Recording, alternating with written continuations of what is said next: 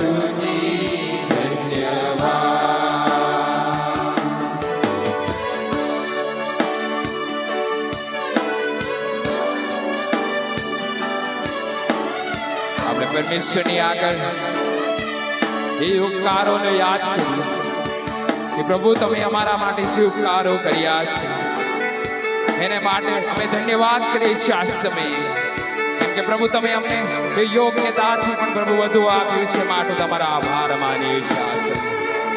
આ સમયે પ્રભુ અમે તમારા નામની સ્તુતિ કરીએ છીએ, તમારા નામની આરાધના કરીએ છીએ, કેમ કે પ્રભુ તમે ધન્યવાદ के योग्य देव છો. योग्यता से बढ़ के दिया, ये अपनी दया से तूने मुझे मांगने से ज्यादा मिला. मुझे आभारी हूँ प्रभु में.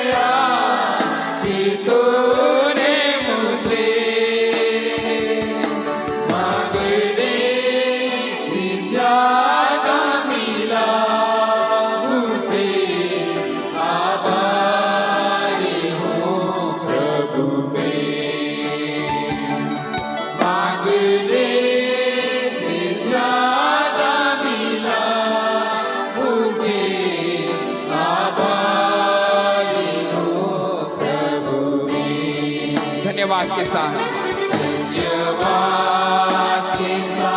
स्तुति गाऊंगा. यीशु मेरे खुदा, उपकार तेरे बेशुमार, कोटि कोटि स्तुति धन्यवाद.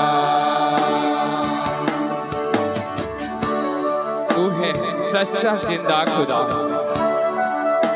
तुझ पर है भरोसा मेरा, सेवा पूरी करके पाऊं इनाम, प्रभु ऐसा दो वरदान। हाँ प्रभु, એ તમે એક જ જીવતા દેવ છો અને પ્રભુ અમે તમારા પર વિશ્વાસ કરીએ છીએ કે પ્રભુ એ આ દુનિયાની અંદર, આ પૃથ્વીની અંદર પ્રભુ એક જ દેવ છે, એને દેવ તમે છો। ત્યારે પ્રભુ એ તમારા નામને માટે સ્તુતિ કરીએ છીએ, તમારા નામને માટે તમારી આરાધના કરીએ છીએ। અને પ્રભુ અમારા હરેક કાર્યો દ્વારા, અમારા હરેક સેવાઓ દ્વારા પ્રભુ અમે અમારું ઇનામ પ્રભુ મેળવનારા બાળકો બનીએ એ માટે તમારી કૃપા થવા દે છે। અહીં ઉપસ્થિત પ્રભુ સગળાને માટે પ્રભુ એ જ પ્રાર્થના કરીએ છીએ।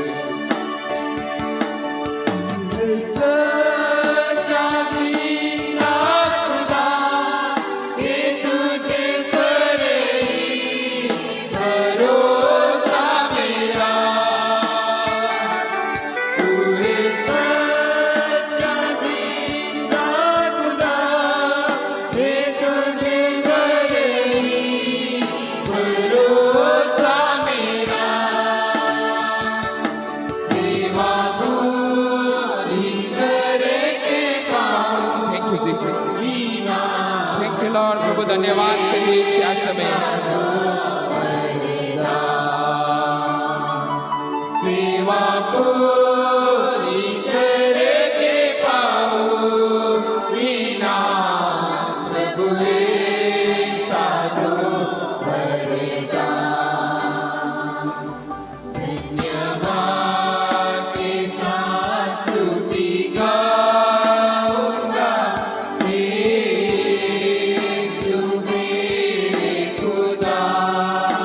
उपकार तेरे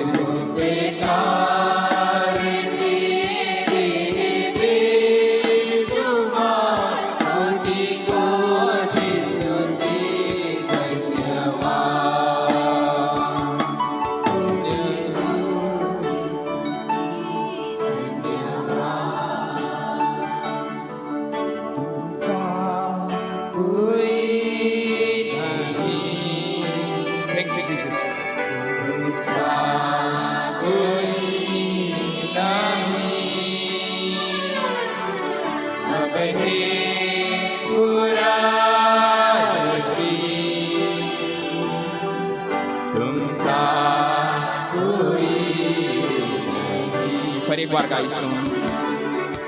तुम सा कोई नहीं, तुम सा कहीं नहीं, अब है पूरा यकीन, तुम सा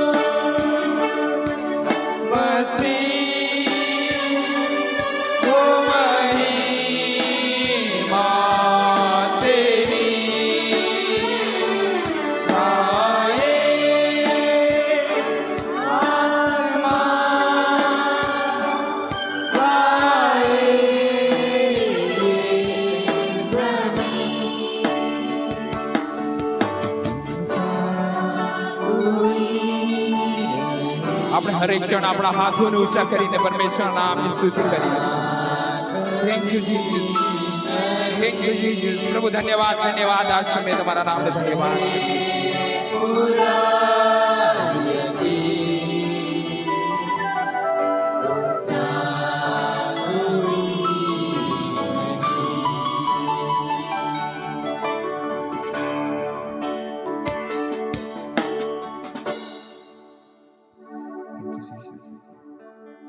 પ્રભુ આ સમય તમારી હાથોની દિશો પાઈએ છે, આ ધન્ય સમયે પ્રભુ અમે તમારી આરાધના, તમારી સ્તુતિ કરી રહ્યા છીએ, ત્યારે પ્રભુ તમારા નામને આરાધના કરીએ છીએ પિતા.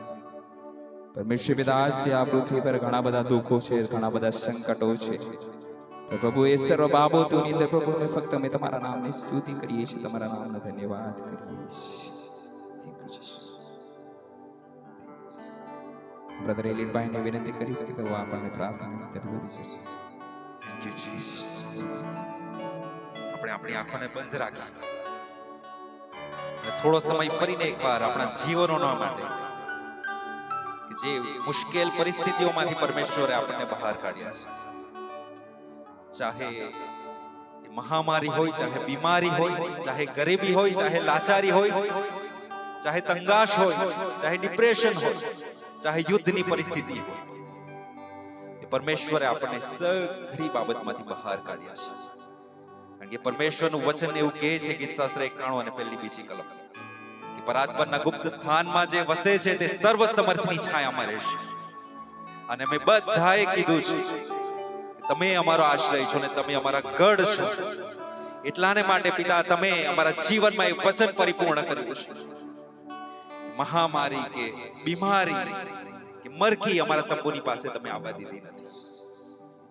પ્રભુ પરમેશ્વર, તમે અમને અતિ ઘણા આશીર્વાદિત કર્યા છે. પ્રભુ તમે અમને જીવિત રાખ્યા છે, તમારી કૃપા છે.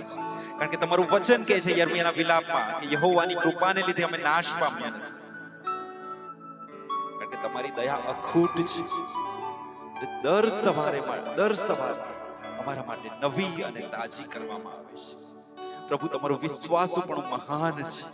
જ્યારે અમે તમારી ઉપર વિશ્વાસ રાખ્યો, જ્યારે અમે તમારી ઉપર ભરોસો રાખ્યો, અને ગીતશાસ્ત્ર 125 પ્રમાણે પિતા પરમેશ્વર તમે અમને સ્થિર કર્યા છે. પ્રભુ અમે તમારો ધન્યવાદ કરીએ છીએ. અને અમે તમારો ધન્યવાદ કરતા પિતા ફરીને એકવાર એ જ સ્તોત્ર ગાય છે. કારણ કે દાઉદ રાજા પણ પોતે કહે છે કે હું સર્વ સમય યહોવાને ધન્યવાદ આપીશ, મારા મુખે તેની સ્તુતિ નિરંતર થશે.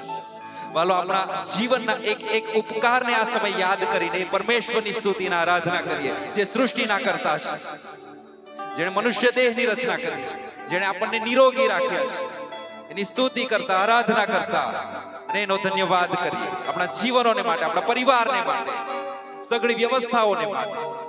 એથી વિશેષ પ્રભુએ આપણને પસંદ કર્યા છે. કારણ કે ઘણા એવા લોકો છે જે હજી નાશમાં જઈ રહ્યા છે. પણ એ પરમેશ્વરનો ધન્યવાદ કરીએ કે આપણને એમણે પસંદ કર્યા છે. વચન કહે છે તેડાયેલા ઘણા બધા છે, પસંદ કરાયેલા થોડા છે. માટે પ્રભુનો ધન્યવાદ કરીએ છીએ કે મેં પ્રભુનું નામ જાણ્યું છે, મેં પ્રભુને ઓળખ્યો છે. કારણ કે તમે મને તમારી ઓળખ આપી છે. Thank you Jesus, thank you lord. धन्यवाद के साथ स्तुति गाऊंगा,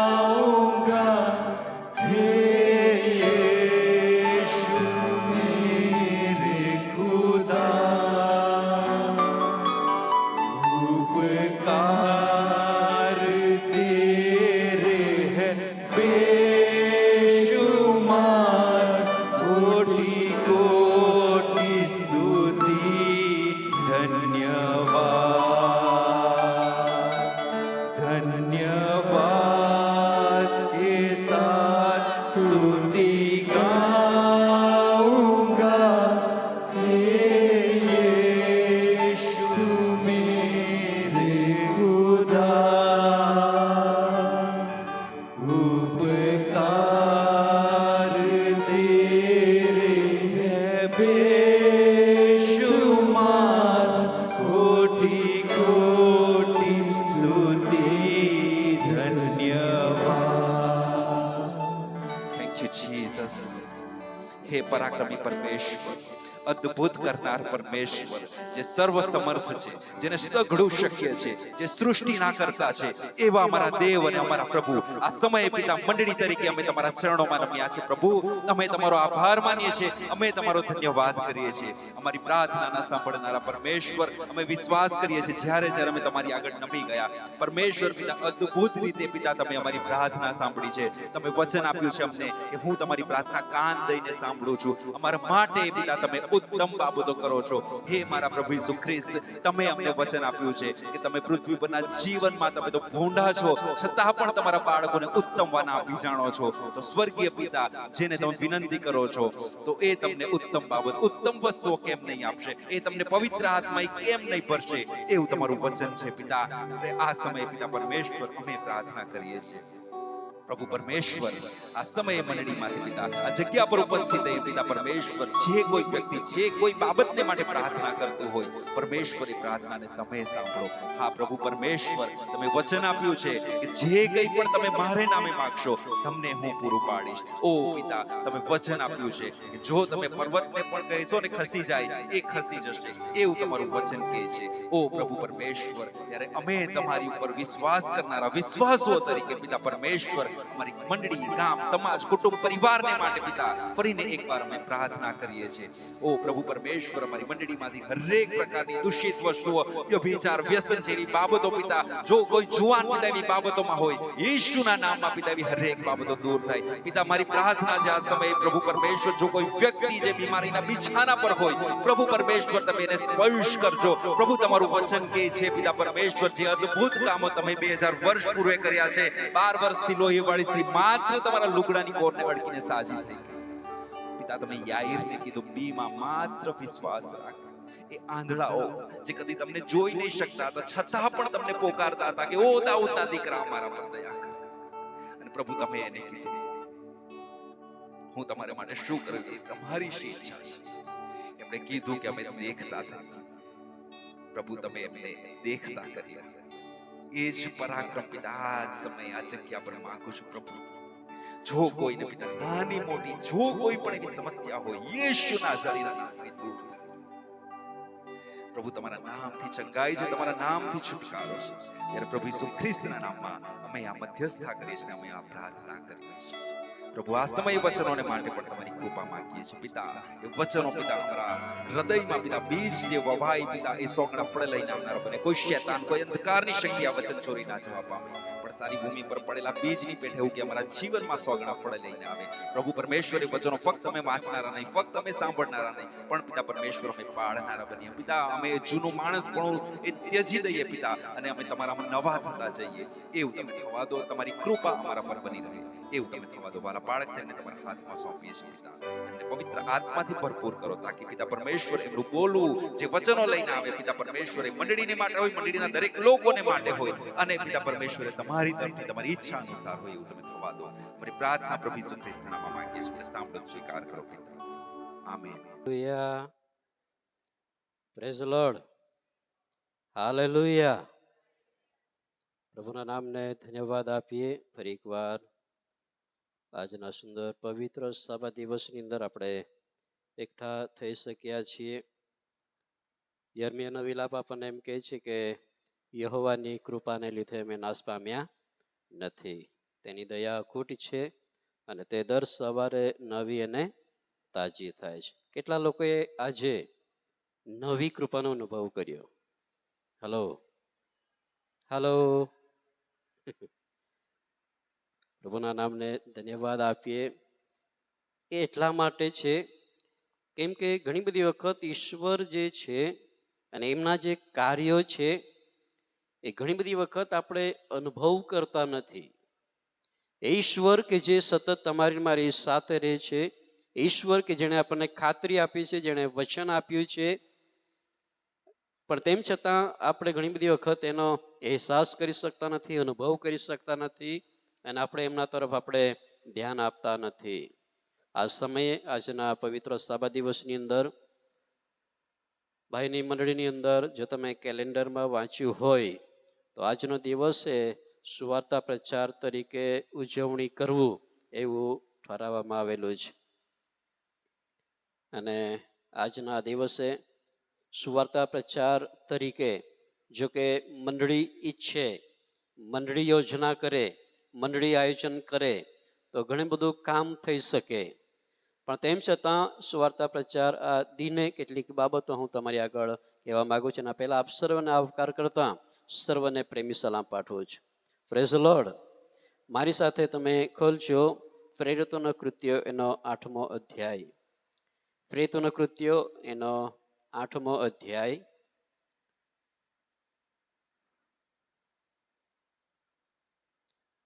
પ્રેતોના કૃત્યો 8મો અધ્યાય અને 26 વચનથી આપણે આગળ વાંચન કરીશું. પ્રેતોના કૃત્યો 8મો અધ્યાય 26 વચનથી આગળ આપણે વાંચન કરીશું. બહુ ધ્યાનથી તમે સાંભળજો. જો તમારી પાસે બાઇબલ છે તો તમારા બાઇબલમાં તમે ધ્યાન આપશો. ત્યાં એ પ્રમાણે લખ્યું છે, પણ પ્રભુના દૂતે ફિલિપને કહ્યું કે ઉઠ અને યરૂશલેમથી ગાઝા જવાના માર્ગ સુધી દક્ષિણ તરફ જા. ત્યાં અરણ્ય છે.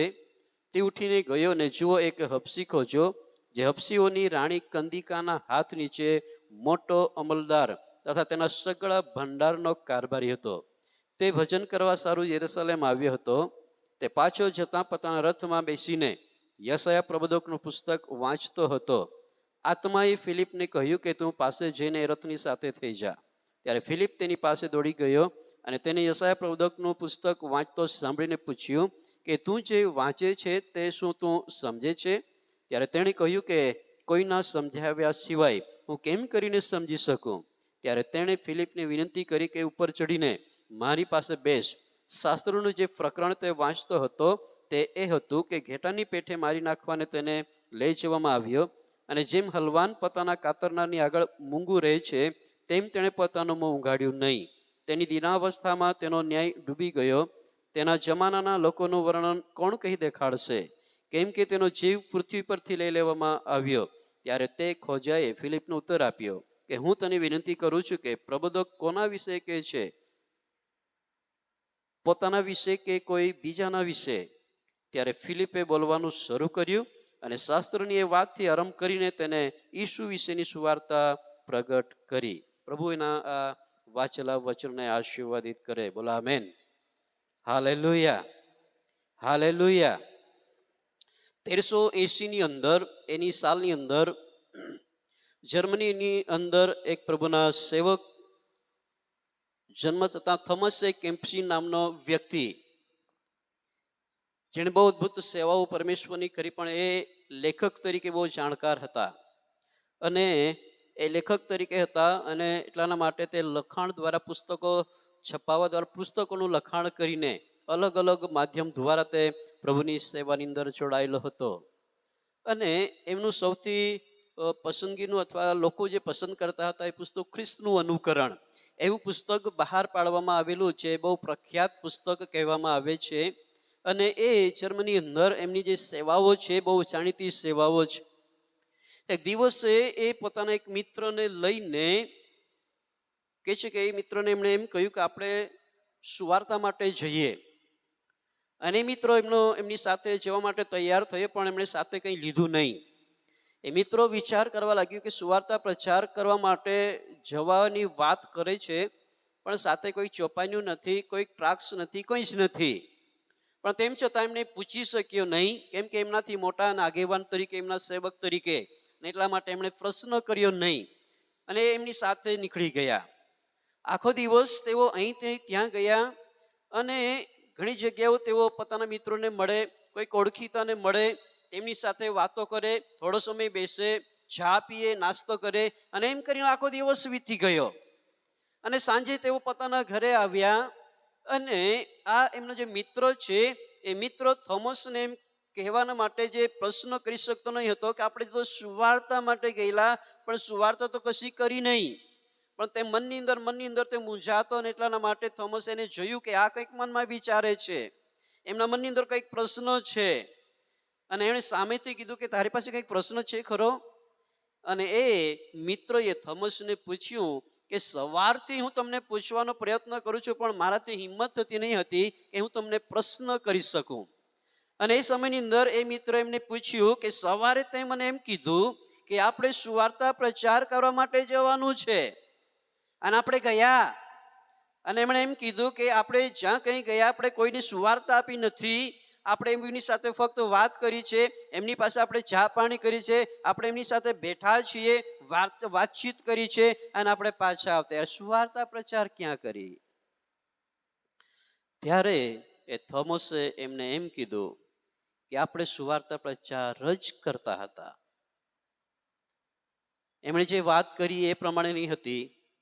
આપણે જેમની સાથે વાત કરી, આપણે જેમની સાથે બેઠા, આખો દિવસ જેટલાને આપણે મળ્યા છે, જેમની સાથે આપણે બેસીને તેમની સાથે વાર્તાલાપ કરી છે, કોઈ પણ રીતે વાતો કરી છે, એ સુવાર્તા છે. અને તેનો જે કહેવાનો મતલબ હતો એ હતો કે તેણે આપણી સાથેની વાતને, આપણી વાતોને તેમણે ધ્યાનમાં લીધી છે, આપણા વ્યવહારને તેમણે ધ્યાનમાં લીધી છે, આપણી ચાલ ચલગતને તેણે ધ્યાનમાં લીધી છે. અને ખ્રિસ્તી વ્યક્તિ તરીકે આપણું જે વ્યક્તિત્વ છે, આપણે આપણા જીવનની અંદર એ વ્યક્તિએ જોઈ છે. અને એટલાના માટે તે કહેવાનો જે એનો મતલબ જે હતો કે પાંચમી સુવાર્તા એ તમારું ને મારું જીવન છે. આજે સુવાર્તા પ્રચારના દિને હું તમને જે કહેવા માંગુ છું કે તમે એનું આપણે કદી પણ કઈ ટ્રાક્સ લઈને જવાના નથી. આપણે કદી પણ કંઈક એવા વિસ્તારમાં જવાના નથી કે જ્યાં સુવાર્તાની જરૂર છે. પણ એક મંડળી તરીકે, એક વિશ્વાસી તરીકે હું તમને જે કહેવા માંગુ છું કે બાઇબલની અંદર એ 4 સુવાર્તાના પુસ્તકો છે, પણ તમારું ને મારું જે જીવન છે એ પાંચમી સુવાર્તાનું પુસ્તક છે કે જે લોકો તમને ને મને જોઈને વાંચે છે વાલાઓ. અને આ થોમસ એ કહેવા માંગતો હતો કે આપણું જીવન એ પાંચમી સુવાર્તા છે. અહીંયા જે પ્રમાણે લખવામાં આવ્યું છે કે સુવાર્તા પ્રચારના દ્વારા, અથવા તો એ સુવાર્તા પ્રચાર આપણે કેવી રીતે કરી શકીએ. જો કે મેં તમને કીધું કે આપણે કોઈક બહાર એવા વિસ્તારમાં જવાના નથી, પણ તેમ છતાં એક મંડળીના લોકો તરીકે, સ્થાનિક મંડળીના સભ્ય તરીકે, પરમેશ્વરના બાળક તરીકે, એક ખ્રિસ્તી વ્યક્તિ તરીકે આપણા જીવનનો આપણે કેવી રીતે ઉપયોગ કરી શકીએ. પાઉલ એટલા માટે એમ કહે છે કે તમને જે તેડું મળ્યું છે એ તેડાને યોગ્ય થઈને તમે ચાલો. તેડું તો અલગ અલગ પ્રકારનું હોઈ શકે છે. કદાચ બની શકે છે મંડળીની અંદર બહુ સૌથી સામાન્ય સેવા માટે પરમેશ્વરે તેમને મને તેડું આપેલું હોય. પરમેશ્વરે તમને મને કોઈક એવા અલગ પ્રકારના કાર્યો માટે આપણને તેડું મળેલું હોય. પણ જેટલી જવાબદારી અથવા જે કંઈ જવાબદારી પરમેશ્વરે તમને અને મને સોંપેલી છે, એ જવાબદારીના માટેની જે લાયકાતો છે, એ કાર્યોને માટેની આપણી પાસે જે ડિગ્રી કહેવામાં આવે, જે નિયમ, જે શિસ્તતા કહેવામાં આવે, એ તમારી ને મારી પાસે હોવી જોઈએ. હવે પાંચમી સુવાર્તા તરીકે જો આપણું જીવન હોય તો એ સુવાર્તાના માટે પણ આપણું જીવન તૈયાર હોવું જોઈએ. આ સમયે જે હું કહેવા માંગુ છું કે એ સુવાર્તાના માટે આપણા જીવનને આપણે કેવી રીતે તૈયાર કરી શકીએ. સુવાર્તા આપવી જ જીવન દ્વારા પણ આપણે લોકોની આગળ પ્રગટ થવું છે, પણ કેવી રીતે? આપણે જઈને ફક્ત ઊભા થઈ જઈએ એ પૂરતું નથી. આપણા જીવનની અંદર આપણે જે વ્યવહારો એક માણસ તરીકે કરીએ છીએ એ જરૂરી, એ તો છે જ, પણ એની સાથે એક વિશ્વાસુ તરીકેની જે જવાબદારી છે એ બહુ મહત્વની છે. પાછલા દિવસની અંદર એક લગ્નની અંદર પ્રભુના એક સેવક પ્રચાર કરી રહ્યા હતા, લગ્ન સંબંધી. અને વારંવાર એ એક બાબત કહી રહ્યા હતા કે આપણે લગ્નની અંદર કઈ લાપસી ખાવા માટે આવ્યા નથી, દાળ પીવા માટે આવ્યા નથી, પણ કહે છે કે તે લગ્ન પ્રસંગની અંદર હાજરી અને તેમનું ઉત્તેજન આપવા માટે અને તેમની સાથે સહભાગી થવા માટે આવ્યા છે, આશીર્વાદ આપવા માટે આવ્યા છે. આજ સવારે હું તમને કહેવા માંગુ છું, આપણા જીવનો એ ફક્ત ચર્ચની અંદર આવીને બેસવું પૂરતું નથી. પરમેશ્વર જે ચાહે છે કે તમારા મારા જીવન દ્વારા ઘણા બધા લોકો ઉત્તેજન પામી શકે. તમારા મારા વ્યવહાર દ્વારા ઘણા બધા લોકો ઈસુ ખ્રિસ્તને ઓળખી શકે. હું તમને કદી એવું નહીં કહેવા માંગતો કે જઈને તમે ઈસુ ખ્રિસ્તને જણાવવા લાગો, નહીં. ઘણી બધી જગ્યાઓ એવી છે, ઘણી બધી પરિસ્થિતિઓ એવી હોય છે કે જ્યાં તમારે કદી એનું નામ નહીં લેવું નહીં પડે, પણ સામેવાળી વ્યક્તિ તમારા મારા જીવનની અંદર ઈસુ ખ્રિસ્તને ઓળખી લે છે. એ ત્યારે શક્ય છે કે જ્યારે દેવનું વચન આપણને એમ કહે છે કે તમે ઈસુ ખ્રિસ્તને શું કરો? ફેરી લો. એનો મતલબ એ થાય છે કે આપણા જીવનની દરેક બાબતોની અંદર ઈસુ ખ્રિસ્ત લોકોને દેખાવા જોઈએ. અહીંયા જે સુવાર્તા સંબંધી આ ખોજાને કે જે બાપ્તિસ્મા પણ આપવામાં આવ્યું છે એને સમજાવવામાં આવેલું છે, પણ કઈ રીતે એ બાબત આપણે, બે બાબત હું તમારી આગળ મૂકવા માંગુ છું કે કેવી રીતે આપણે સુવાર્તાના માધ્યમ એક બની શકીએ, સુવાર્તાના માટે આપણા જીવનને આપણે તૈયાર કરી શકીએ.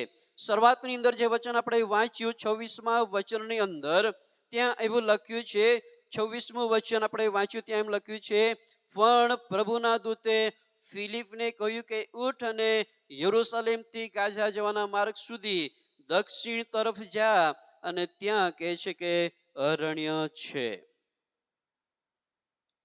29મા વચન એમ લખ્યું છે, આત્માએ ફિલિપને કહ્યું, તું પાસે જઈને એ રથની સાથે થઈ જા. બે બાબતો અહીંયા લખવામાં આવી છે. એક તો લખવામાં આવ્યું છે કે ઈશ્વરના દૂત તેમને જણાવી રહ્યો છે. એ પરમેશ્વરનો દૂત કે જે ફિલિપને એમ કહે છે કે ઉઠ અને યરૂશલેમથી ગાઝા જવાના માર્ગ તરફ, કે છે કે દક્ષિણ તરફ તું જ્યાં જ્યાં અરણ્ય છે. અને બીજી તરફ અહીંયા 29મા વચન લખ્યું છે કે આત્માએ ફિલિપને કહ્યું કે તું પાસે જઈને એ રથની સાથે થઈ જા, જે રથની અંદર એક ખોજો બેઠેલો છે. એ રથની અંદર જે યશાયા પ્રવચકનું પુસ્તકનું વાંચન તે કરી રહ્યો છે. પહેલી બાબત જે હું તમને કહેવા માંગુ છું, તમારા અને મારા જીવનને એ સુવાર્તાના એક માધ્યમ તરીકે ઉપયોગી કરવાના માટે, આપણા જીવનને લોકોને ઈશ્વરની ઓળખાણ આપવાના માટે, એ પાંચમી સુવાર્તા તરીકે આપણા જીવનને તૈયાર કરવાના માટે સૌથી મહત્વની બાબત એ છે કે પવિત્ર આત્મા, એ પવિત્ર આત્મા કે જે તમારા અને મારા જીવનની અંદર હોવો જોઈએ. બાઇબલ એમ કહે છે, કોરિન્થીના મંડળીને પાઉલ કહે છે કે તમારું શરીર એ જીવતા દેવનું શું છે? મંદિર છે. તમારામાં દેવનો વાસો હોવો જોઈએ. તમારામાં દેવનો આત્માનું ઘર, તમારું ઘર એ આત્માનું ઘર હોવું જોઈએ. તમારું જીવન એ પવિત્ર આત્માનું ઘર હોવું જોઈએ. અને એ પવિત્ર આત્મા જ્યારે તમારા મારા જીવનની અંદર આવે છે, ત્યારે એ યહાનની લખેલી સુવાર્તા 14મા અધ્યાયની અંદર આપણે જોઈ શકીએ છીએ એ બીજો સંબોધક કે જે હું સદાના માટે તમારી સાથે રહેવાના માટે હું મોકલી દઈશ. અને 26મા વચન અંદર એમ કહે છે, યહાનની લખેલી સુવાર્તા 14મા અધ્યાયની અંદર, કે બધું જ તમને શું કરશે? શીખવશે. એ બધું જ તમને શીખવશે. તમારે કઈ રીતે બોલવું જોઈએ, કોની સાથે કેવો વ્યવહાર કરવો જોઈએ, ક્યાં જવું જોઈએ, શું કરવું જોઈએ, એ પવિત્ર આત્મા તમને અને મને શીખવે છે. આજ સવારે તમારા મારા જીવનને આપણા પરિવારથી લઈને, આપણા સમાજથી લઈને, આપણે જ્યાં કંઈ આપણા નોકરીની અંદર, આપણા વ્યવસાયની જગ્યાની અંદર આપણે જોડાયેલા છે, એ હરેક જગ્યાઓની અંદર હું તમને કહેવા માંગુ છું કે તમારા અને મારા જીવનની અંદર એ પવિત્ર આત્મા અગવાઈ કરતો હોવો જોઈએ. તમારા અને મારા જીવનની અંદર એ ઈશ્વરનો આત્મા દોરતો હોવો જોઈએ. આપણા જીવનને ચલાવનાર એ પવિત્ર આત્મા હોવો જોઈએ. આપણા જીવનની અંદર કહે છે કે આપણી વૃદ્ધિ કરનાર એ પવિત્ર આત્મા હોવો જોઈએ. અને એટલાના માટે પ્રેરિતોના કૃત્યોના પહેલા અધ્યાયની અંદર જ્યારે 8મા વચન અંદર આપણે વાંચીએ તો ત્યાં એવું લખવામાં આવ્યું છે, પ્રેરિતોના કૃત્ય પહેલો અધ્યાય અને 8 વચનોની અંદર જ્યારે આપણે વાંચીએ કે પણ પવિત્ર આત્મા તમારા પર આવશે, ત્યારે એમ લખવામાં આવ્યું છે, પણ પવિત્ર આત્મા તમારા પર આવશે ત્યારે તમે શું પામશો? સામર્થ્ય પામશો. અને યરૂશલેમમાં, આખા યહૂદિયામાં, સમરૂનમાં તથા પૃથ્વીના છેડા સુધી તમે મારા શું થશો? સાક્ષી થશો. જો તમે ઉપરનું વચન વાંચો 6થા વચનથી, તો ત્યાં એવું લખ્યું છે કે શા માટે પ્રભુ શ્રી ખ્રિસ્તે પ્રમાણે કે 6થા વચન અંદર એમ લખ્યું છે કે હવે તેઓ એકઠા થયા ત્યારે, એ શિષ્યો જ્યારે એકઠા થયા ત્યારે તેઓએ તેને પૂછ્યું કે પ્રભુ, શું તું આ વેળાએ ઇઝરાયલનું રાજ્ય ફરીથી સ્થાપન કરે છે? તેણે તેઓને કહ્યું, જે કાળ તથા સમય બાપે પોતાના અખત્યારમાં રાખ્યો છે તે જાણવાનું તમારું કામ નથી. આ જે 8મું જે વચન છે, આ વચનની સાથે જોડાયેલું છે.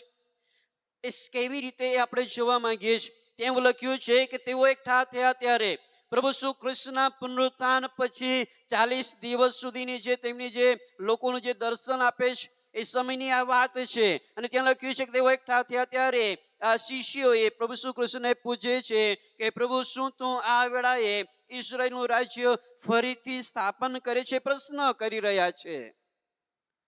પ્રભુ ઈસુ ખ્રિસ્તને ખબર છે કે આ કયા રાજ્ય સંબંધી મને પ્રશ્ન કરવામાં આવી રહેલો છે.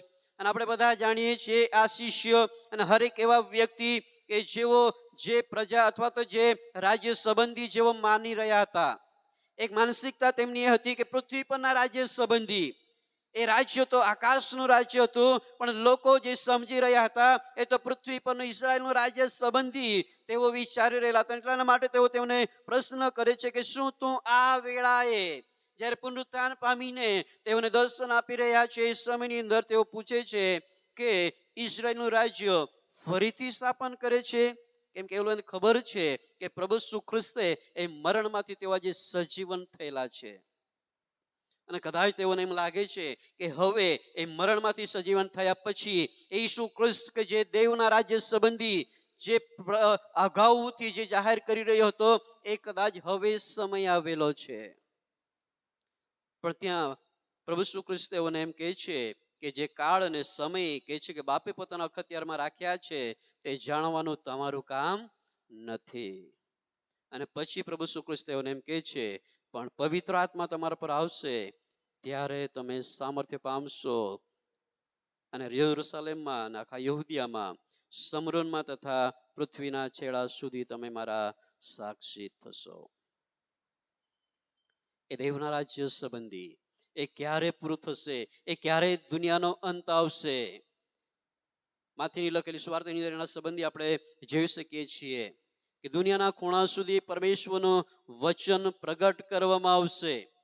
એ ઘણી બધી ભવિષ્યવાણી આજે પૂરી થઈ ગયેલી છે, પણ તેમ છતાં બાઇબલ આપણને એમ કહે છે કે જ્યાં સુધી અંત સુધી કહે છે, દુનિયાના અંત ખૂણા સુધી દેવના વચનો લોકો નહીં જાણશે ત્યાં સુધી અંત આવશે નહીં. પણ હું આજે તમને જે કહેવા માંગુ છું, આપણા જીવનને આપણે કેવી રીતે એ સુવાર્તાના એક માધ્યમ તરીકે આપણા જીવનનો આપણે ઉપયોગ કરીએ. સૌથી પહેલી બાબત છે, જ્યાં સુધી એ પવિત્ર આત્માના સાનિધ્યની અંદર, એમની દરવણીની અંદર આપણા જીવનને આપણે સમર્પિત નહીં કરીએ, તમે ગમે ત્યાં પહોંચો, ગમે ત્યાં જાઓ, તમારા જીવનનો કદી પણ ઉપયોગ નહીં થાય.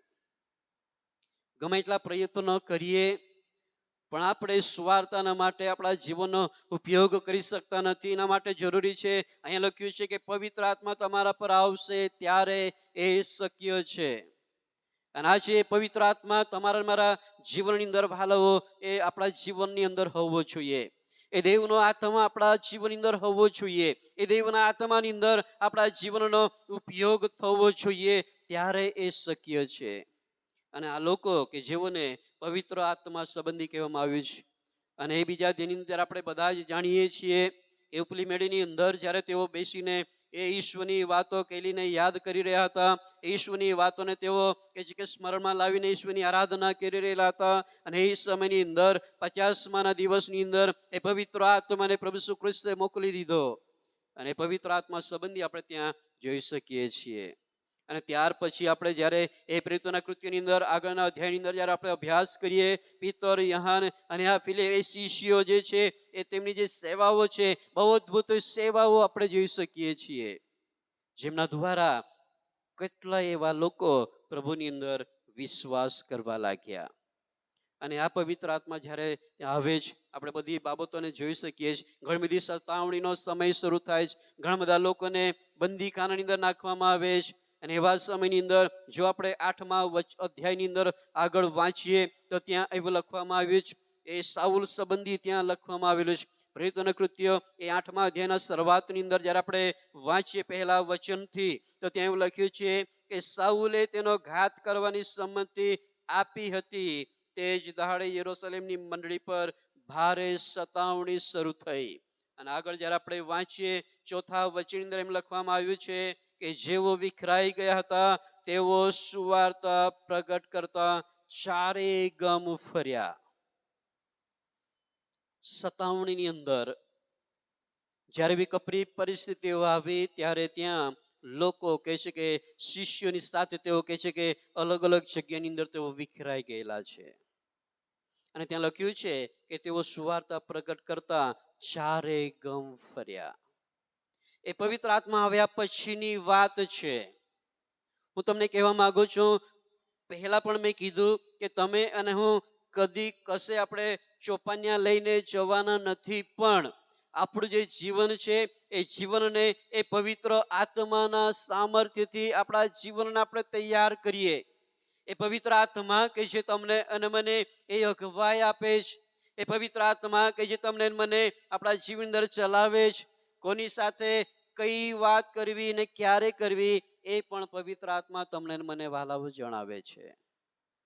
એટલા માટે સૌથી પહેલી બાબત કહેવા માંગુ છું, જો તમે અને હું આપણા જીવનની અંદર એ પવિત્ર આત્માને પ્રાપ્ત કરેલો ના હોય અથવા તો પવિત્ર આત્માની અગવાઈની અંદર ચાલતા ના હોય તો આપણે આપણા જીવનને ઈશ્વરના મહિમાને માટે અથવા તો ઈશ્વરના સેવાને માટે સુવાર્તા પ્રચારના એક માધ્યમ તરીકે આપણા જીવનને આપણે બનાવી શકતા નથી, આપણા જીવનને આપણે તૈયાર કરી શકતા નથી, આપણા જીવનનો આપણે ઉપયોગ કરી શકતા નથી. શું આપણને ખરેખર દેવનું વચન કે જે બધાના માટે કે જ માથી લખેલી સુવાર્તા 28 ની અંદર વારંવાર આપણે વાંચીએ છીએ, એ સુવાર્તાના માટે, એ શિષ્યો બનાવવાના માટે એ ફક્ત કંઈક બાળકની જ ફરજ નથી, એ ફક્ત આગેવાનોની જ ફરજ નથી, એ જે લોકો સુવાર્તામાં જોડાયેલા છે ફક્ત એટલી જ કહે છે કે એ જવાબદારી નથી. મંડળીના હર એક વ્યક્તિની એ ફરજ છે કે તે પોતાના જીવનનો ઉપયોગ કરે કે એ ઈશ્વરની સુવાર્તાના માટે, એ પરમેશ્વરના વચનને પ્રગટ કરવાના માટે, એ ઈશ્વરને પોતાના જીવનની અંદર પ્રગટ કરવાના માટે, ઈસુ ખ્રિસ્તની એ સાક્ષી લોકોની આગળ રજૂ કરવાના માટે દરેક જીવનની એ જરૂર છે, દરેક જીવનની ફરજ, દરેક વ્યક્તિઓની ફરજ છે. પણ એ ત્યારે જ શક્ય છે જ્યારે પવિત્ર આત્મા તમારા મારા પર આવશે. આજે એક વિચાર આપણે એ કરી લઈએ કે શું મારામાં એ પવિત્ર આત્મા કે જે મને દોરે છે શું ખરો? એ પવિત્ર આત્મા કે મારા જીવનને જે ચલાવનાર હોવો જોઈએ, શું એ મને ચલાવે છે ખરો? શું મને એ દોરે છે ખરો? શું મને એ શીખવે છે ખરો? શું મને એ અગવાઈ આપે છે ખરો? કે પછી આપણે પોતાની ઈચ્છાથી પોતાની યોજનાઓને આપણે કાઢીએ છીએ, પોતાની યોજના પ્રમાણે આપણે ચાલી રહેલા છે, પોતાના ઈચ્છા પ્રમાણે વ્યવહાર કરીએ છીએ. કોઈની સાથે સારું બોલવું હોય, ઈચ્છા થાય તો સારું બોલીએ ને તો નહીં બોલીએ, મોઢું ફરાવી લેવાનું, હે ને? ઘણી બધી વખત એવું થાય. હું તમને કહેવા માંગુ છું, પોતાના જીવનને આપણે કેવી રીતે તૈયાર કરી શકીએ. આ ફિલિપને કહે છે કે ઈશ્વરના દૂતે અગવાઈ આપી છે, એ પવિત્ર આત્માએ તેમને જણાવ્યું છે. ત્યાં લખ્યું છે કે એ આત્માએ ફિલિપને જણાવ્યું અને એ આત્મા તેમને એમ કહે છે કે તું એ રથ કે જ્યાં ખોજો બેસીને જાય છે એમની સાથે, રથની સાથે થઈ જા. આજે તો આત્મા એ તમને મને એવી અગવાઈઓ આપતી હોય છે કે જેવો ફક્ત કદાચ આપણે એવા વણખેલા વિસ્તારની તો વાત આપણે જતી કરીએ, પણ આપણા જ સમાજની આપણે વાત કરીએ, આપણા જ સમાજની વાત કરીએ કે જે સમાજની અંદર કેટલા એવા લોકો આજે પણ નાશમાં જરેલા છે. આપણા જ સમાજની અંદર આજે પણ કેટલા એવા પરિવારો છે જેઓ ઈસુ ખ્રિસ્તનું નામ તો સાંભળ્યું છે પણ તેમણે જાણી શક્યા નથી.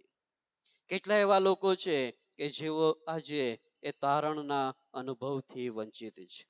કેટલા એવા લોકો છે જેમની પાસે જેઓએ આજે એ તારણને, એ ઉદ્ધારને વહાલાઓ પ્રાપ્ત કર્યો નથી. આજે ઘણા બધા લોકો વિખરાય તો છે પણ એમના હેતુઓ બહુ અલગ હોય છે. મંડળીમાંથી ઘણા બધા લોકો જે સુવાર્તાના માટે અહીંથી ત્યાં જવું જોઈએ, લોકો ઝઘડા કરીને અહીંથી ત્યાં જાય છે. ઘણા બધા સેવકો જેઓએ ઈશ્વરની સેવાના માટે એ પવિત્ર આત્માની અગવાઈની અંદર, પવિત્ર આત્માના સામર્થ્યની અંદર, એમની દરવણીની અંદર પ્રાપ્ત કરીને એ સેવાઓને માટે પોતાના જીવનનો ઉપયોગ કરવો જોઈએ. પણ મંડળીની અંદર પ્રશ્નો ઊભો કરીને, મંડળીની અંદર ઝઘડા ઊભા કરીને પોતાની સેવા અલગથી શરૂ કરી દેવામાં આવે છે. અને હું મારો વિચાર એમ કહું છું, હું તમારો નહીં, પણ મારો વિચાર તો એમ કહે છે કે હું તેમને એ સાચી સેવા નહીં માનું. તેમની જે સેવાઓ છે, સેવાઓનો હેતુ કંઈક અલગ હોઈ શકે. હું તમને કહેવા માંગુ છું, આપણા જીવનો કેવા છે. આજે ઘણી બધી મંડળીઓની અંદર એવા લોકોને મેં જોયા છે કે એ લોકો પોતાના પરિવારની અંદર, પોતાના સમાજની અંદર, પોતાના ગામની અંદર, પોતાની મંડળીની અંદર કોઈ એવું જીવન, કોઈ એવો ગુણ તેમના જીવનની અંદર આપણને નહીં દેખાય, પણ કોઈક એવી વિદેશી એવી કોઈક બીજા જ કામની અંદર કોઈક એવી સારી મંડળીની અંદર જઈને જ્યારે બેસે તો બહુ અદ્ભુત આત્મિકતા તેમના જીવનની અંદર દેખાય. પણ જ્યારે ગામની અંદર આવે, પરિવારની અંદર આવે, સમાજની અંદર આવે તો એમનું જીવનની અંદર એક ગુણ દેવના વચન પ્રમાણેનું દેખાતો ના હોય. હું તમને કહેવા માંગુ છું, જ્યાં તમે અને હું આપણી ફરજો અદા કરી રહેલા છે, એક વિશ્વાસુ તરીકે આપણા જીવનને આપણે પરમેશ્વરના એ વચન પ્રમાણે આપણા જીવનને એ ઈશ્વરની સાક્ષીને માટે ઈસુ ખ્રિસ્તને આપણા જીવન દ્વારા જો આપણે પ્રગટ કરવા માંગીએ છીએ, આપણા જીવન દ્વારા એ સુવાર્તાનો એક માધ્યમ તરીકે આપણા જીવનનો, આપણા શરીરનો જે ઉપયોગ કરવા માંગીએ છીએ તો એ પવિત્ર આત્મા તમારા અને મારા જીવનમાં હોવો જોઈએ વાલાઓ. અને પવિત્ર આત્મા તમારા અને મારા જીવનને ચલાવનારો હોવો જોઈએ. અહીં લખવામાં આવ્યું છે તે પ્રમાણે કે ઈશ્વરના દૂતે ફિલિપને જણાવ્યું. ઘણી બધી વખત ઈશ્વર તમને અને મને અલગ અલગ રીતે વાત કરે છે. પરમેશ્વર તમને અને મને અલગ અલગ માધ્યમ દ્વારા આપણી સાથે વાત કરે છે, પણ તેમ છતાં ઘણી બધી વખત આપણે એને સમજી શકતા નથી. પ્રેરિતોના કૃત્યો 2 અધ્યાયની અંદર એ પવિત્ર આત્મા આવ્યા પછી જે વચન ત્યાં લખવામાં આવ્યું છે 17મા વચનની અંદર, 17 અને 18 વચન અંદર જ્યારે આપણે વાંચીએ તો ત્યાં એવું લખ્યું છે કે પાછલા દિવસોમાં એમ થશે કે હું સર્વ માણસો પર મારો આત્મા રેડી દઈશ અને તમારા દીકરા તમારી દીકરીઓ પ્રબોધ કરશે, જુવાનોને સંદર્શન થશે, તમારા વૃદ્ધને સ્વપ્ન આવશે અને તે સમયે હું મારા દાસો પર અને મારી દાસીઓ પર મારો આત્મા રેડી દઈશ અને તેઓ પ્રબોધ કરવા લાગશે. હું તમને જે કહેવા માંગુ છું કે આ જે સામર્થ્ય છે, આ જે પરાક્રમ છે એ ક્યાં છે, કેવી રીતે લોકો એનો ઉપયોગ આજે કરી રહેલા છે? શું એ ઉપયોગ કે જે આજની મંડળીઓમાં, આજની સમાજની અંદર, આજના બાળકોની અંદર, આજના આગેવાનોની અંદર, આજના એવા લીડરશીપની અંદર શું આપણે એ સામર્થ્ય જોઈ શકીએ છીએ ખરા? શું આજે આપણે એ દેવનો આત્મા શું ખરેખર આપણે અનુભવ થાય છે કે એ ઈશ્વરના આત્માથી દરાઈ રહ્યા છે ખરા? મેં તમને જે વાત કરી કે ઘણા બધા લોકો એવા છે કે જેઓને પ્રશ્ન થવા દ્વારા તેઓ જતા રહેલા છે. પ્રશ્ન આવ્યા દ્વારા તેઓ મંડળી છોડી દીધી છે, પરિવારમાંથી જતા રહેલા છે, મંડળીનો ત્યાગ કર્યો છે, સેવાઓ છોડી દીધી છે. આપણે કેવી રીતે માની શકીએ છીએ કે ઈશ્વરનો આત્મા તેમને દોરી રહેલો છે? શું ઈશ્વરનો આત્મા એમ કહેતો હોય કે તમારે ઝઘડો કરવો જોઈએ, તમારા વિખવાદો ઉભા કરવા જોઈએ? નહીં. એના દ્વારા સુવાર્તા પ્રચાર નહીં થાય. એના દ્વારા તો શૈતાનની સુવાર્તા થાય. એના દ્વારા તો લોકો એમ જોઈ કે નહીં, આ તો પક્ષપાત કરવાનો આત્મા કામ કરે છે, આ તો તિરાડ પડવાનું કામ કરે છે. પણ હું તમને કહેવા માંગુ છું એ સુવાર્તા પ્રચારના માટે ઈસુ ખ્રિસ્તને આપણે કેવી રીતે આપણા જીવનની અંદર આપણે પ્રગટ કરી શકીએ છીએ? જ્યારે પવિત્ર આત્મા તમારા મારા જીવનમાં આવે છે વાલાઓ, અને પવિત્ર આત્મા કે જ્યારે આપણે પાપનો પસ્તાવો કરીએ છીએ, અને એ પ્રેરિતોના કૃત્યની આપણે પાછલા દિવસોની અંદર પણ આપણે વાંચ્યું હતું, સાંભળ્યું હતું કે તમે પસ્તાવો કરો અને ઈસુ ખ્રિસ્તના નામે તમે બાપ્તિસ્મા લો, જેથી કરીને તમારા પાપોનું શું થાય? નિવારણ થાય અને તમને પવિત્ર આત્માનું દાન મળે.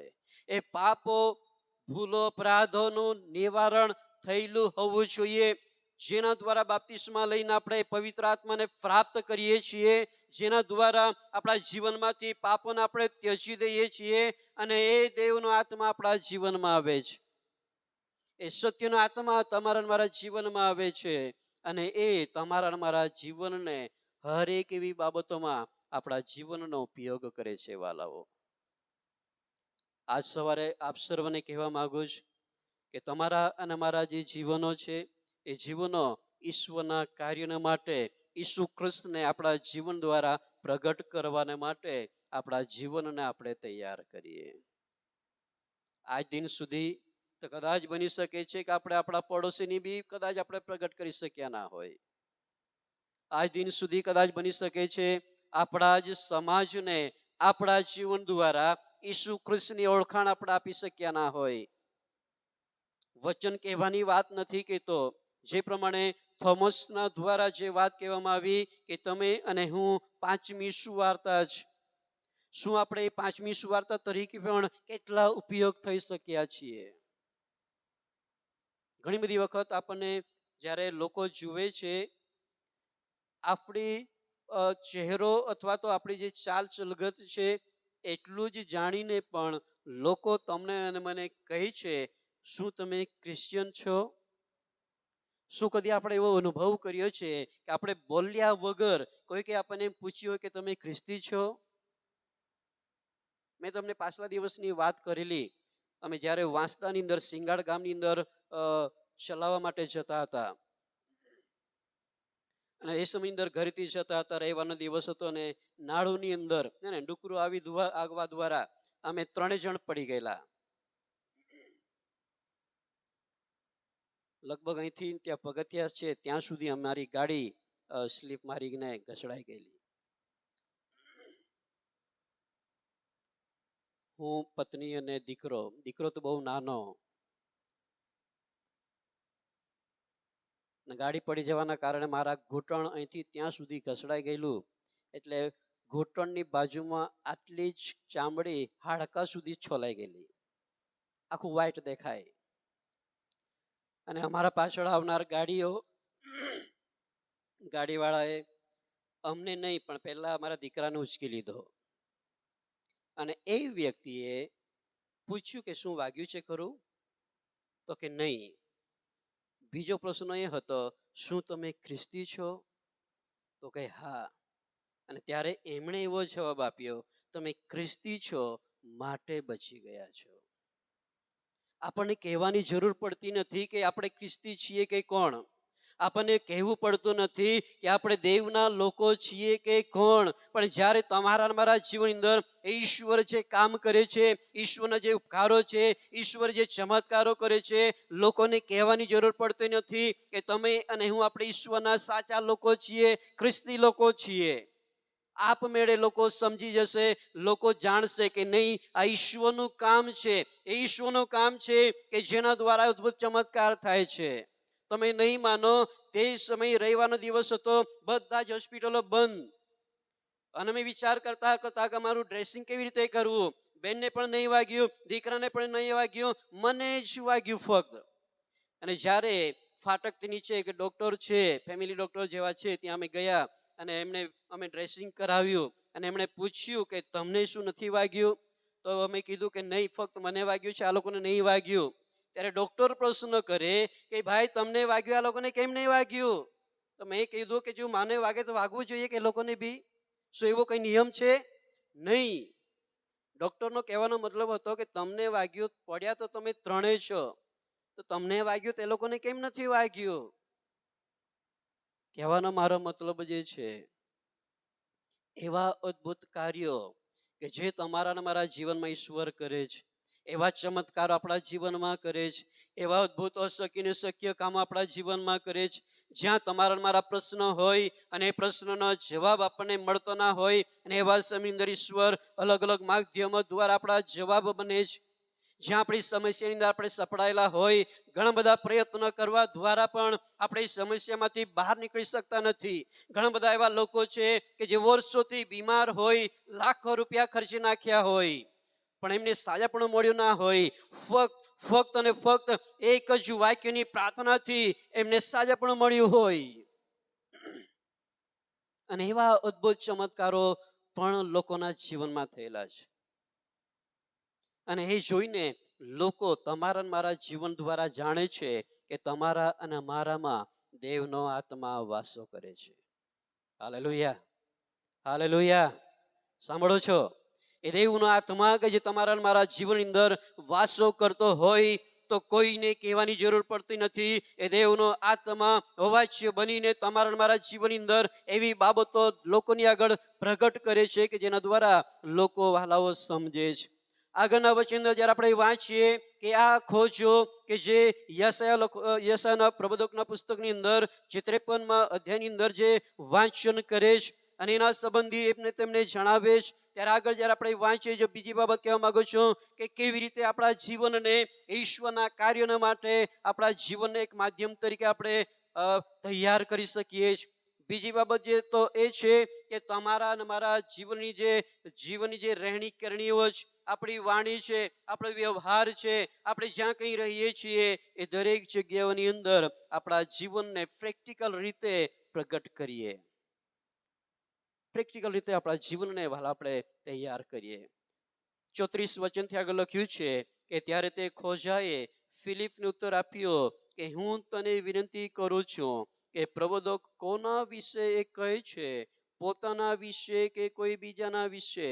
ત્યારે ફિલિપે બોલવાનું શરૂ કર્યું અને ત્યાં એવું લખ્યું છે, અને શાસ્ત્રની એ વાતથી આરંભ કરીને તેને ઈસુ વિશેની સુવાર્તા શું કરી? સુવાર્તા પ્રગટ કરી. ઈસુ વિશેની સુવાર્તા તેમણે પ્રગટ કરી.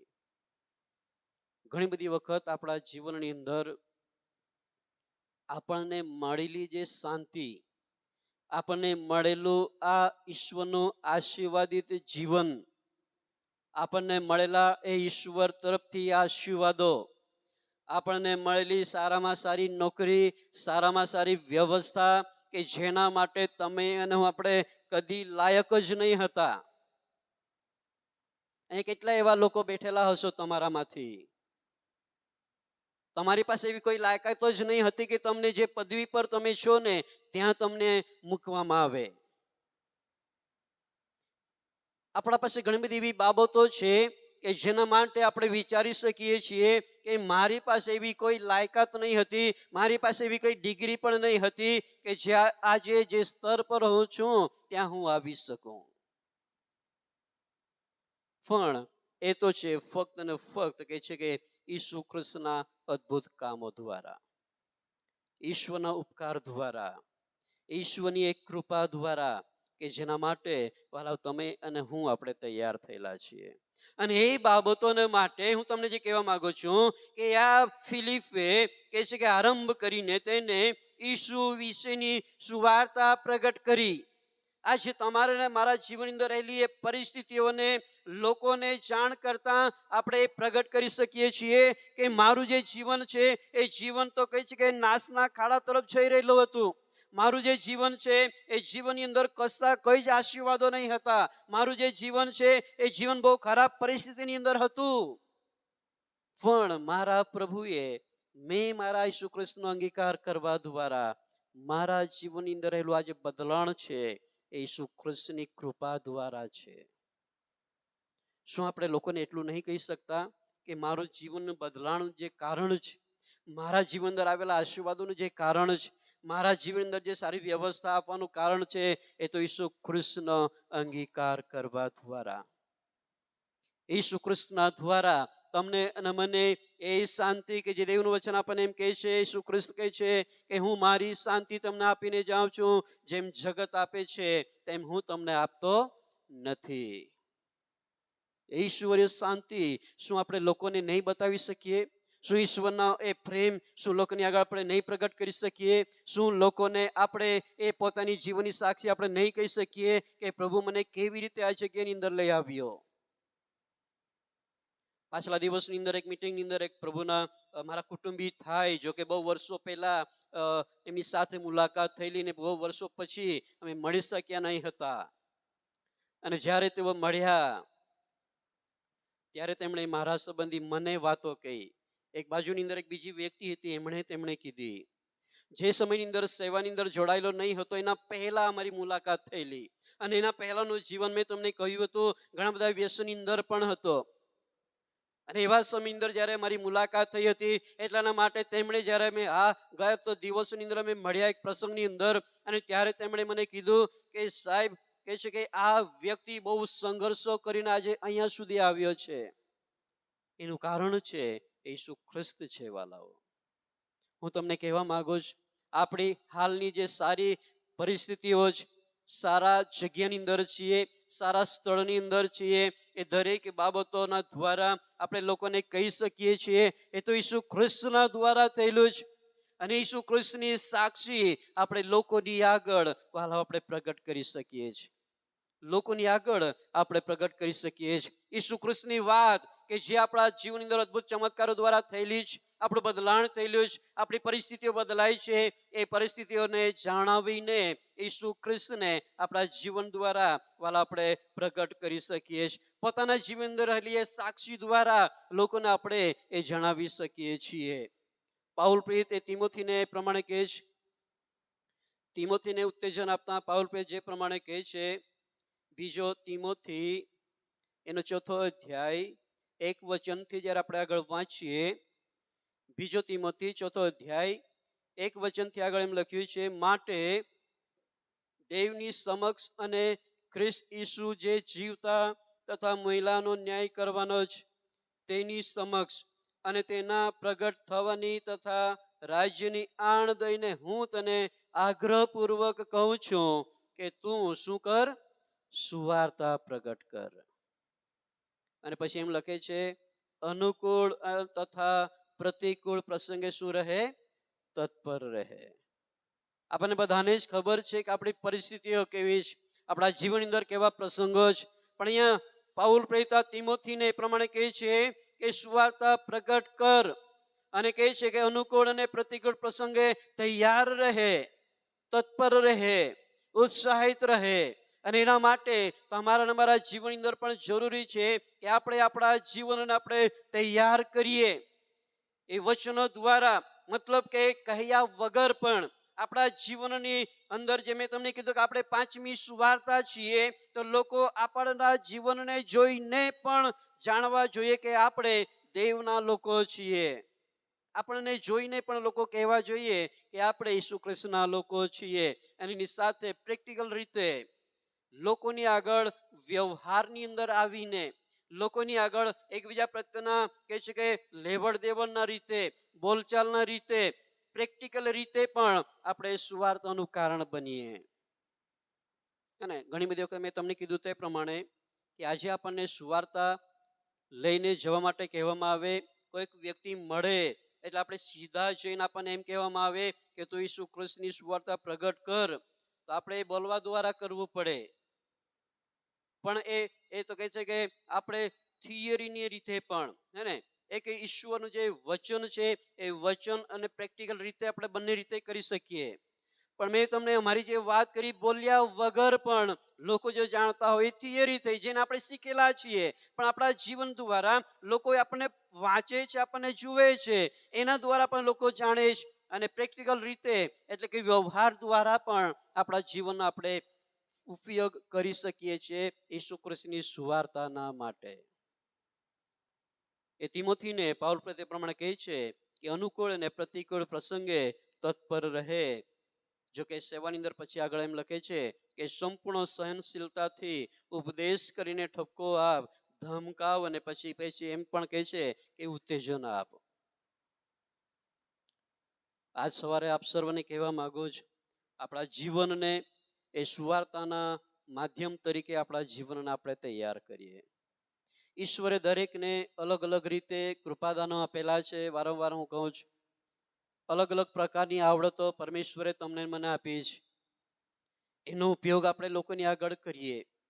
જ્યાં રહીએ છીએ, જ્યાં પરિવારમાં રહીએ છીએ, આપણા પરિવારને માટે, આપણા પડોશીને માટે, આપણા સમાજને માટે, આપણી મંડળીને માટે, અને અલગ અલગ નોકરીની અંદર જો જોડાયેલા છો, અભ્યાસને માટે અલગ અલગ જગ્યામાં રહો છો, એ દરેક જગ્યાઓની અંદર તમને ઈશ્વરે જે આપ્યું છે એનો ઈશ્વરની સેવાના માટે તમે તમારા જીવનનો વાલા ઉપયોગ કરો. ઘણા લોકો તો વર્ષો થઈ જાય પણ ખબર બી ના પડવા દે કે હું ક્રિશ્ચિયન છું. લોકો જાણે જ નહીં કે એ તો દેવના લોકો જ. વ્યવહારમાં પણ નહીં આવવા દે, પોતાના શારીરિક હાલચાલનામાં પણ નહીં આવવા દે. કદાચ બની શકે તેમને એક ડર હોઈ શકે, કદાચ એમને એવું લાગતું હોય કે લોકો મારા માટે શું વિચારશે. પણ હું તમને કહેવા માંગુ છું, જે દેવના લોકો છીએ, દેવના બાળકો છીએ, તો તમારા મારા જીવનને ઈશ્વરના એ કાર્યનો માટે આપણા જીવનને આપણે તૈયાર કરવા પડશે. 1 તિમોથી એના 2 અધ્યાયની અંદર તમને અને મને પ્રાર્થના સંબંધી કહેવામાં આવેલું છે. તો એક પ્રાર્થના પણ આપણા માટે એક માધ્યમ છે કે આપણે સુવાર્તાના કાર્ય માટે આપણા જીવનનો આપણે ઉપયોગ કરી શકીએ. 1 તિમોથી 2 અધ્યાય અને ત્યાં પહેલા અધ્યાય પહેલા વચન અને બીજા વચનમાં લખવામાં આવેલું છે. ત્યાં લખ્યું છે કે હવે સૌથી પ્રથમ હું એવો બોધ કરું છું કે વિનંતી, પ્રાર્થના, આજીજી અને આભાર સ્તુતિ સઘળા માણસોને માટે કરવામાં આવે. સઘળા માણસોને માટે. અને પછી લખ્યું છે રાજાઓના માટે તેમજ સર્વ અધિકારીઓના માટે, જેથી આપણે પૂરા ભક્તિભાવથી તથા ગંભીરપણે શાંત તથા સ્વસ્થ રીતે જીવન આપણે ગુજારી શકીએ. ઈશ્વરના સેવાના માટે આ એક માધ્યમ છે, પ્રાર્થના દ્વારા. અને મેં ઘણી વખત તમને કહ્યું છે કે પ્રાર્થના દ્વારા વિશ્વને સ્પર્શ એવું જો તમે પુસ્તક વાંચ્યું હોય, પ્રાર્થના દ્વારા આપણે એકબીજાને મદદરૂપ થઈ શકીએ છીએ. પ્રાર્થના દ્વારા આપણે સહકાર આપી શકીએ છીએ. જો તમારી મારી પાસે નાણાં ના હોય, જો તમારી મારી પાસે એવની સાથે જવાનો સમય ના હોય, જો તમારી મારી પાસે એવો કોઈ બીજો ઉપાય ના હોય, તો ઘરમાં બેસીને એ સુવાર્તાના પ્રચાર કરતા લોકોના માટે, સેવાની અંદર જોડાયેલા લોકોના માટે, એ સુવાર્તાના કાર્યોના માટે આપણે પ્રાર્થના દ્વારા આપણે તેઓને સહકાર આપી શકીએ છીએ. Hallelujah, hallelujah. શું આપણે એ પ્રાર્થનાઓ જે કરીએ છીએ ખરા? કેટલા એવા લોકો છે જેઓ ખરેખર ઘરની અંદર જ્યારે તમે પ્રાર્થનામાં બેસો છો, તમે મારા માટે, સુવાર્તાની વાત છોડી દો, મારા માટે કેટલા લોકો પ્રાર્થના કરે છે?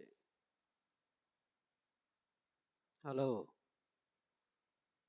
પોતાના બાળકની સેવા માટે જો પ્રાર્થના આપણે ના કરતા હોય, તો હું એમ માની શકું છું કે બીજાઓની સેવા માટે આપણે કેવી રીતે યાદ કરી શકીએ. જો 2 વ્યક્તિ, 4 વ્યક્તિ, 6 વ્યક્તિ અને જેટલા વ્યક્તિઓ, જેટલા વધારે વ્યક્તિઓ બાળકના માટે, કોઈક વ્યક્તિના માટે, કોઈક સેવાના માટે તમે પ્રાર્થના કરો છો, તો એટલું હિંમત અને એટલું બળ એ વ્યક્તિને પ્રાપ્ત થાય છે. જેટલા વધારે તમે સેવાને માટે, સેવાની અંદર રહેલા વ્યક્તિને માટે જ્યારે તમે પ્રાર્થના કરો છો, એટલું જ સામર્થ્ય પરમેશ્વર એમને તમારા એ પ્રાર્થનાના માધ્યમ દ્વારા ઈશ્વર આપે છે. એ યાદ રાખીએ. એટલા માટે આજ સવારે હું તમને કહેવા માંગુ છું, આપણા જીવનને એવા સમયની અંદર, એવી પરિસ્થિતિની અંદર જો આપણે પોતાના જીવનનો કોઈ બીજી રીતે ઉપયોગ ના કરી શકીએ, પણ એક પ્રાર્થના એ માધ્યમ છે જેના દ્વારા આપણે સુવાર્તાના માટે આપણે સહકાર આપી શકીએ છીએ. માટે આપ સર્વને કહેવા માંગુ છું, આપણી દરેક પ્રાર્થનાઓની અંદર એવા સુવાર્તા પ્રચાર કરતા લોકોના માટે, પ્રભુના સેવકોને માટે સતત આપણા જીવનની અંદર પ્રાર્થના હોવી જોઈએ, જેના દ્વારા આપણે આપણા જીવનની અંદર વહાલા આપણે આપણા જીવનનો ઉપયોગ કરી શકીએ છીએ. પહેલો તિમોથીની અંદર જે આપણે વચન વાંચ્યું, 4થો અધ્યાયની અંદર આગળ વાંચીએ તો ત્યાં એવું લખવામાં આવ્યું છે, એ જ પહેલો તિમોથી 4થો અધ્યાય અને 12 વચનથી જ્યારે આપણે વાંચીએ તો ત્યાં તિમોથીને પોતાના જીવન સંબંધી શું કહે છે તે ત્યાં લખવામાં આવેલું છે. અને ત્યાં એવું લખ્યું છે, તને જુવાન જાણીને કોઈ તારો તુચ્છકાર ન કરે, પણ વચનની અંદર, વર્તનની અંદર, પ્રેમની અંદર, વિશ્વાસની અંદર અને પવિત્રતાની અંદર કહે છે કે તું વિશ્વાસીઓને શું થજે? નમૂનો આપજે, નમૂનારૂપ થજે. અને પછી લખે છે કે હું આવું ત્યાં સુધી શાસ્ત્ર વાંચન પર, બોધ કરવા અને શિક્ષણ આપવા પર લક્ષ્ય રાખજે. અને જે કૃપાદાન તારામાં છે, જે પ્રબોધ દ્વારા વડીલોના હાથ મૂકવાથી તને આપવામાં આવ્યું હતું, તે વિશે તારે બેદરકાર રહેવું નહીં. અને એ વાતોની ખંત રાખજે, તેઓમાં તલ્લીન રહે છે કે તારી પ્રગતિ સર્વના જાણવામાં આવે. અને તારે પોતાની વિશે, તારા ઉપદેશ વિશે સાવધ રહે છે. આ બાબતોમાં ચુસ્ત રહે છે, કેમ કે આ પ્રમાણે કરવાથી તું પોતાને તેમજ તારા સાંભળનારાઓને પણ શું કરશે? તારશે. આ પોતાના જીવનનો એક નમૂના અને પ્રગટ કરવાના માટે પાઉલ પ્રેરિત તિમોથીને કહે છે, વ્યવહાર દ્વારા, પ્રેક્ટિકલ દ્વારા આપણા જીવનનો આપણે ઉપયોગ કરીને બીજાઓને આપણે સાક્ષીરૂપ બનીએ છીએ, આપણે નમૂનો આપી શકીએ છીએ. અને મેં તમને પહેલા કીધું તે પ્રમાણે કે કેટલા એવા લોકોને મેં જોયા છે કે જેઓ ઝઘડાળુ હોય, જેઓના જીવન અંદર અશાંતિ હોય, જેમના જીવન અંદર પક્ષપાત હોય, જેમના જીવન અંદર ટીકા ભરેલી હોય, જેમના જીવન અંદર એવી એવી અસંખ્ય પાપોથી ભરાયેલું જીવન હોય, પણ જ્યારે કોઈક મંડળીની અંદર અથવા કોઈક અજાણી વ્યક્તિની સાથે જ્યારે તે વ્યવહારમાં ઉતરે, ત્યારે સામેવાળી વ્યક્તિ એવું કદાચ માને બહુ જ પ્રેમાળ વ્યક્તિ છે, એની ધાર્મિકતા બહુ સારામાં સારી છે, ઈશ્વરનો પ્રેમ એમના જીવનમાં રડી દેવામાં આવેલો છે. પણ જ્યારે પોતાના જ મંડળીમાં કે પછી પોતાના જ પરિવારમાં, પોતાના જ સમાજની અંદર આવે ત્યારે ખબર પડે કે એનો અસલી ચહેરો કેવો છે. મને કહેવા દો એટલા માટે કે મારે ઉત્તેજન આપવાનું છે. આજે કેટલા એવા લોકો છે જેઓ મંડળીની અંદર એટલા માટે નથી આવતા કેમ કે જીવનની અંદર પાપો ભરાયેલા છે, એકબીજાની સાથે નથી બનતું, એકબીજાની સાથે ઝઘડા થઈ ગયેલા છે, એટલે એમની સામે બેસવા કરતા બીજી જગ્યાએ બેસવું એ સારું છે એવું માને છે. ઘણા બધા લોકો એવા પણ છે સેવાની અંદર જોડાયેલા છે, સમાજની અંદર કોઈક પરિવારની મુલાકાત ના લેતા હોય, કોઈક માંદા વ્યક્તિની મુલાકાત ના લેતા હોય, પણ 50 કિલોમીટર કોઈક માંદો હોય તો ત્યાં મુલાકાત કરવા માટે પહોંચી જાય અને એમને એમ લાગતું હોય આ વ્યક્તિ બહુ સારા છે, માંદગીના સમયમાં મુલાકાતો લે છે. પણ પડોશીની અંદર તો વર્ષોથી ખાટલે પડેલું હોય, કદી મુલાકાત લીધી ના હોય. આપણે શું માનીએ કે શું ખરેખર એ સાચી સેવા છે? આ સવારે હું તમને કહેવા માંગુ છું, આપણા જીવનને આપણે એવી રીતે નમૂનો આપીએ, ત્યાં લખવામાં આવ્યું છે તે પ્રમાણે છેલ્લા વાક્યની અંદર કે આ પ્રમાણે કરવાથી તું પોતાને તેમજ તારા સાંભળનારાઓને પણ તારશે. જ્યારે તમારા મારા જીવનનો ઉપયોગ આપણે પોતાના જીવનના ઉન્નતિને માટે, પોતાના જીવનની અંદર જે તેડું ઈશ્વરે તમને મને આપ્યું છે એ તેડાને આપણે યોગ્ય બનીએ છીએ, આપણે એને આધીન થઈએ છીએ, એ આત્માની અગવાઈની અંદર ચાલીએ છીએ અને એના કહ્યા પ્રમાણે કરીએ છીએ, તો ચોક્કસ તમે અને હું પોતાના જીવનની સાથે આપણે જેમની સાથે વ્યવહાર કરીએ છીએ આપણે તેમના માટે પણ એક સારા તેમના જીવન માટે, ઉત્તેજન માટે, એમને તેમને તારણ મળે એના માટે આપણા જીવનનો આપણે ઉપયોગ કરી શકીએ છીએ. આપણા વ્યવહાર દ્વારા કોઈને ઠેસ પહોંચવી જોઈએ નહીં, આપણા બોલવા દ્વારા કોઈને ઠેસ પહોંચવી જોઈએ નહીં. આપણી મંડળી, આપણી સમાજ અથવા તો એક ખ્રિસ્તી વ્યક્તિ તરીકે તો અમારું ને મારું જીવન એક પાંચમી સુવાર્તા તરીકે લોકોની આગળ જાહેર થવાનું જ. ઘણી બધી વખત તમારા મારા જીવનની અંદર સારો પ્રસંગ મળે અને સારા પ્રસંગની અંદર જેને આમંત્રણ કરવામાં આવે અને આમંત્રણ વગર કદાચ કોઈક વ્યક્તિ આવી જાય, મનની અંદર એવો વિચાર આવવા લાગે મેં તેમને બોલાવ્યા જ નહીં હતા ને કેમ આવી ગયા, તો એ પ્રેમ નથી. આજે ભજન સેવાની અંદર 13મા અધ્યાયની અંદર પ્રેમ સંબંધી આપણે વાંચન કરી ગયા. આપણે બધું જ કરીએ પણ જો આપણા જીવનની અંદર એ ઈશ્વરીય પ્રેમ ના હોય તો બધું વ્યર્થ છે. ત્યાં આપણે વાંચી ગયા, વ્યક્તિ જો અન્ય ભાષા બોલતો હોય, સારામાં સારી પ્રાર્થના કરતી હોય, સારામાં સારી સેવા પણ કરતું હોય, પણ જો એમના જીવનની અંદર ઈશ્વર પ્રેમ નહીં હોય તો બધું એના માટે વ્યર્થ છે. વાલાઓ, હું તમને કહેવા માંગુ છું, ઈશ્વરીય પ્રેમ કે જે આપણા જીવનને એક નમૂનો આપવાના માટે ઉપયોગી કરે છે, ઈશ્વરીય પ્રેમ એ દેવનો આત્મા આપણા જીવનમાં હોવો જોઈએ. ત્યારે આપણા જીવનને વાલો આપણે લોકોની આગળ ખરેખર આપણે પ્રગટ કરી શકીએ છીએ. અહીંયા તિમોથીને જે પ્રમાણે કહેવામાં આવ્યું તે પ્રમાણે કે જે કૃપાદાન તારામાં છે અને જે તારા કહે છે કે પ્રભુ દ્વારા વળેલા હાથ મૂકવાથી તને આપવામાં આવ્યું છે તે વિશે તારે બેદરકાર રહેવું નહીં. આજે હું તમને કહેવા માંગુ છું, આપણા જીવનની અંદર આપણે બેદરકાર નહીં રહીએ. આપણા પડોશીની સાથે, આપણા પરિવારની સાથે, આપણી મંડળીની સાથે આપણે એવો વ્યવહાર કરીએ, એવો નમૂનો આપવાના માટે જીવનની અંદર તૈયાર થઈએ, આપણી મંડળીની અંદર ઉન્નતિ થઈ શકે. આપણા પોતાના જીવનની સાથે સામેવાળી વ્યક્તિનું પણ કલ્યાણ થાય, એ વ્યક્તિ પણ એમ માનવું જોઈએ કે નહીં, આ વ્યક્તિના જીવન અંદર ખરેખર દેવનો આત્મા જ આ જીવનની અંદર, એમના જીવન અંદર ખરેખર ઈશ્વરનો પ્રેમ છે કે જે તેણે મને પણ કહે છે કે પ્રગટ કર્યો છે. અને જ્યારે આપણે આપણા એ પ્રમાણે જીવનનો ઉપયોગ કરીએ છીએ તો ત્યાં લખ્યું છે તે પ્રમાણે કે પોતાના જીવનની અંદર પણ આપણે ઉન્નતિ પામીશું અને આપણા સામેવાળી વ્યક્તિને પણ કહે છે કે તારણનો અનુભવ આપણા જીવન દ્વારા થશે. અને એટલાના માટે પ્રાર્થના દ્વારા, વ્યવહાર દ્વારા પોતાના જીવન આપણે ઉપયોગ કરીએ. ઈશ્વરે જે આશીર્વાદો આપ્યા છે આશીર્વાદોનો ઉપયોગ સુવાર્તા પ્રચારને માટે. અને આ એક બહુ એવી વાત છે કે જે વાત બહુ ઓછી લોકોને સાંભળવા મળે.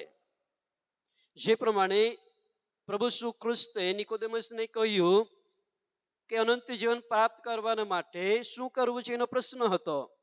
ત્યારે આજ્ઞા પાલન સંબંધી વાત કરવામાં આવી અને એનો જવાબ હતો કે હું તો બધી જ નાનપણથી પાળતા આવ્યો છું. અને એને કહેવામાં આવ્યું કે એક વાતથી તું અધૂરો છે. અને એને કહેવામાં આવ્યું તારી પાસે જેટલું છે બધું વેચી દે. કોને આપી દે? હલો, દરિદ્રીઓને આપી દે. અને આપણે બધા જાણીએ છીએ કે એની પાસે બહુ ધન હતું અને એમ કરવાને માટે તૈયાર નહીં હતો, માટે તે નિરાશ થઈને ત્યાંથી જતો રહ્યો. આ આશીર્વાદો અને મદદરૂપ થવું, સુવાર્તાના માટે આપવું, આ એક બહુ કઠણ પ્રશ્ન આપણા માટે છે. આપણને કહેવામાં તો આવે છે પણ આપણે બહુ ઓછા ઉપયોગી થઈએ છીએ. પ્રભુના સેવકોને માટે, સુવાર્તા પ્રચારની અંદર જોડાયેલા લોકોને માટે જ્યારે આપણને એમ કહેવામાં આવે કે તારા એટલા ભાગ જે છે તારે સુવાર્તા પ્રચાર કરનાર વ્યક્તિને આપવાનો છે, અને જો આપણને એમ કહેવામાં આવે તો આપણું મન ઉદાસ થઈ જાય, કેમ કે આપણા આપવામાં આપણી પાસે એવી શક્તિ નથી. મેં પાછલા દિવસની અંદર મેં તમને કહેલું કે જો એની પાછળ જો આપણી પાસે હિંમત ના હોય તો કદી પણ આપી શકીએ નહીં. કોઈક વ્યક્તિને ₹1,00,000 દાન આપવું હોય તો એના માટે શું જોઈએ? હલો, એના માટે આપણી પાસે હિંમત જોઈએ, ઈશ્વરનું સામર્થ્ય જોઈએ કે એ નિર્ણય પોતે કરી શકે. કેમ કે ₹1,00,000 એટલે તો વર્ષો નીકળી જાય. હે ને? અમારા જેવા તો કદાચ ₹1,00,000 જોયા ના હોય. હે ને? કહેવાનો મતલબ શું છે? ₹1,00,000ની વાત નહીં કરતો, મતલબ કે એટલા આપી દે એવું કોઈ કહેશે નહીં. પણ જો તમે નાનામાં નાની પણ સેવા તમારા આશીર્વાદોમાંથી, તમારા નાણાંમાંથી, તમારી સંપત્તિમાંથી તમે પ્રભુના સેવકને માટે, એમના સેવાને માટે, સુવાર્તા પ્રચારના કાર્યને માટે જો તમે અર્પણ કરો છો, તમારા જીવનનો તમે ઉપયોગ કરો છો. Hallelujah, hallelujah. પાછલા દિવસની અંદર એક લગ્ન કરાવવા માટે ગયો હતો અને એ સમયની અંદર એમણે મને પૂછ્યું કે સાહેબ તારી ફી કેટલી આપવાની? મેં કીધું મારી ફી મને ખબર જ નથી, કેમ કે હું લેતો જ નથી. જે લોકો ઈચ્છાથી આપી દે અમે લઈ લઈએ છીએ, બાકી અમે કહેતા નથી. જો કે ભાઈની મંડળીની અંદર એક ઠરાવ છે કે જ્યારે લગ્ન કરાવે તો એમની ફી અમુક નક્કી કરવામાં આવેલી છે જિલ્લા સભાની અંદર પાછલા વર્ષોની અંદર. ભગીના માટે ઠરાવ કરવામાં આવેલા છે, મંડળી માટે ઠરાવવામાં આવેલા છે, પણ કોઈ પૂછતું નથી અને કોઈ કહેતું પણ નથી. અને અમે તો પોતે કહી શકતા નથી. સામેથી પૂછે તો બી હું તો નહીં કહું કે ભાઈ આટલી ફી છે, નહીં કહું. કેમ કે એની અંદર છાપ ઘણા બધા લોકો એવું માને છે કે બાળકો નક્કી કરી રાખે છે કેટલા લેવાના. પણ એ સમયની અંદર એક આગેવાને મને એમ કીધું સાહેબ તમારે જેટલું લેવું છે તમારે કહી દેવાનું.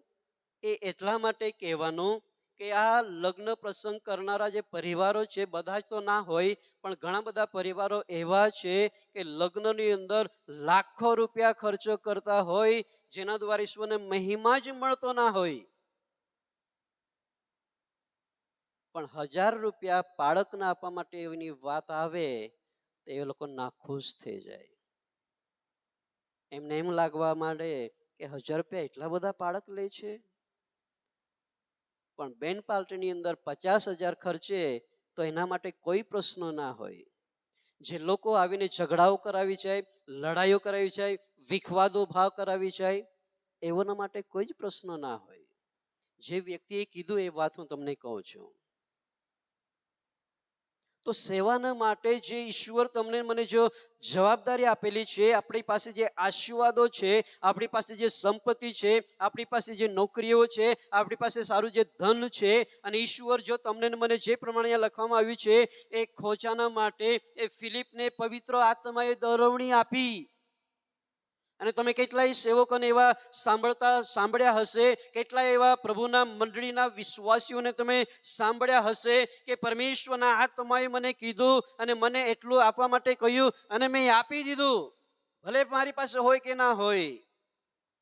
હું એમ નથી કહેવા માંગતો, પણ જ્યાં સુધી પરમેશ્વરનો આત્મા તમને દરવણી જો આપતો હોય તો હું તો એમ કહેવા માંગુ છું, તમારે એને આધીન થવું જોઈએ. જો દેવનો આત્મા તમને કહે છે તો, બાળક કે એ નહીં, મંડળી કે એ નહીં, પણ હું એમ કહેવા માંગુ છું, દેવનું વચન જો તમને અગવાઈ આપે છે, પવિત્ર આત્મા જો તમને અગવાઈ આપે છે, તો તમારે એને કરવું જોઈએ, જેથી કરીને તમે અને હું આપણા જીવનની અંદર રહેલા આશીર્વાદોના દ્વારા સુવાર્તા પ્રચારના કાર્યના માટે આપણા જીવનને વહાલા ઉપયોગી બનાવી શકીએ. આજના આ સુવાર્તા પ્રચારની અંદર, દિનની અંદર હું તમને એટલું જ કહેવા માંગુ છું, એ સુવાર્તાના કાર્યના માટે આપણા જીવનનો આપણે ત્યારે જ ઉપયોગ કરી શકીશું જ્યારે પવિત્ર આત્મા વહાલાઓ તમારા મારા જીવનમાં રહેશે. એ પવિત્ર આત્મા તમને મને દોરવણી આપશે. એ પવિત્ર આત્મા તમને મને કહેશે કે તારે આ પ્રમાણે કરવાનું છે. પ્રાર્થના દ્વારા, મંડળીની અંદર સૌથી નાની સેવા દ્વારા, મંડળીના દ્વારા કોઈક સારી સેવા સોંપવામાં આવી છે એમના દ્વારા, પ્રાર્થનાઓ દ્વારા, નાની મોટી મદદરૂપ થવા દ્વારા, એવી આપણા પોતાના જીવનના સારા વ્યવહાર દ્વારા, સારી બોલી દ્વારા આપણે આપણા જીવનનો ઉપયોગ કરી શકીએ છીએ વાલાઓ. અને હું તો એમ કહું છું, આપણે બધાએ જે કરવું જોઈએ, ચાહે નાનું હોય મોટું હોય, તમે જ્યાં કંઈ જોડાયેલા જ, આજે જુવાનો તમે જ્યાં કંઈ તમે અભ્યાસ કરો છો, જ્યાં કંઈ તમે નોકરી કરો છો, મહિલા બહેનો પણ તમે જ્યાં કંઈ તમે વ્યવસાયમાં જોડાયેલા હોય, કઈ પણ જગ્યાએ હોય, હું તમને કહેવા માંગુ છું, તમારા જીવનનો એ સુવાર્તાના માટે તમે પોતાના શરીરનો જીવનનો તમે ઉપયોગ કરો. હું પ્રભુનો આભાર માનું છું. અહીંયા કેટલા એવા લોકો છે કે જ્યારે મુલાકાતે જાઉં ત્યારે ઘણા બધા લોકો મને કહે છે કે સાહેબ, તમારે બહુ ફરવાનું એટલે તમારે પેટ્રોલના થોડા લઈ લેવાના. કે ઘણા બધા લોકો અલગથી મને પેટ્રોલ પુરાવા માટે આપી દે છે. કઈ એવા લોકો છે કે પરમેશ્વર જીવનને અલગ અલગ સેવાઓને માટે એ દરવણી આપે છે, માર્ગદર્શન આપે છે. આપણે કઈ બાબતોના માટે આજે ઉપયોગી થઈ રહેલા છે. મંડળીને માટે પણ જરૂરી છે કે મંડળીની અંદર જે આપણે દાનો આપીએ છીએ, ઘણી બધી વખત લોકો દાન આપવાનું ઓછું કરી દે છે. એનું કારણ એ હોય છે કે આપણી મંડળીની વાત નથી કરતો હોય તો કઈ એવી મંડળીઓ છે જેમાં આપણે સાંભળીએ છીએ, એમાં સારો વ્યવહાર ના હોય, એનો યોગ્ય ઉપયોગ થતો ના હોય, એના ખોટા કામને માટે ઉપયોગ કરવામાં આવતા હોય, એટલે લોકોને એમ થવા લાગે કે અમારા નાણાં એ વ્યર્થ જઈ રહેલા છે, અમારા સેવા એ વ્યર્થ જઈ રહેલી છે, જે નાણાં આપવા દ્વારા જે અપેક્ષાઓ રાખતા હોય. આપણે પ્રાર્થનાઓ કરીએ છીએ, હવે પછી જ્યારે દાન લેવામાં આવશે, પ્રાર્થના કરવામાં આવશે કે પ્રભુ આ દાનને તારી સેવા માટે ઉપયોગ કરજે. આપણે કેટલી સેવાઓ કરીએ છીએ. એટલા માટે આજે આ સવારે હું તમને કહેવા માંગુ છું, એ થોમસ કે જે પ્રમાણે પોતાના જીવન અંદર કહે છે કે આપણું જીવન એ પાંચમી સુવાર્તા છે, જેને લોકોની આગળ આપણે પ્રગટ કરવાની છે. થિયરી રીતે બોલવા વગર પણ લોકો જાણવા જોઈએ, જેને વચન આપણે સમજીએ છીએ, જે વચન આપણે જાણીએ છીએ. પ્રેક્ટિકલ રીતે પણ આપણા વાણી દ્વારા, આપણા વ્યવહાર દ્વારા, મદદ કરવા દ્વારા આપણે આપણા જીવનનો ઉપયોગ કરીએ. પ્રાર્થના દ્વારા ઉપયોગ કરીએ. જ્યારે સેવકો તમારી મારી સાથે કોઈક એવી પરિસ્થિતિની અંદર જે સપડાયેલા છે, તેઓને મદદ કરવા દ્વારા, એવા સુવાર્તા પ્રચારની અંદર જોડાયેલા લોકોને નાની મોટી ભેટ દ્વારા તમારા મારા જીવનનો ઉપયોગ કરીએ વાલાઓ. આજે ઘણા આપણે મેં કીધું તે પ્રમાણે કે ફક્ત આપણી જ વાત નથી, આ દરેક એવા ખ્રિસ્તી સમાજની વાત છે કે જેઓ એ સેવાની અંદર જોડાવા જોઈએ. લોકોની પાસે બહુ સારા આશીર્વાદો છે, પણ તેમ છતાં ઘણા બધા લોકો એનો ઉપયોગ કરતા નથી. સેવાના માટે એમને અર્પણ કરતા નથી, સેવાના માટે મદદરૂપ થતા નથી.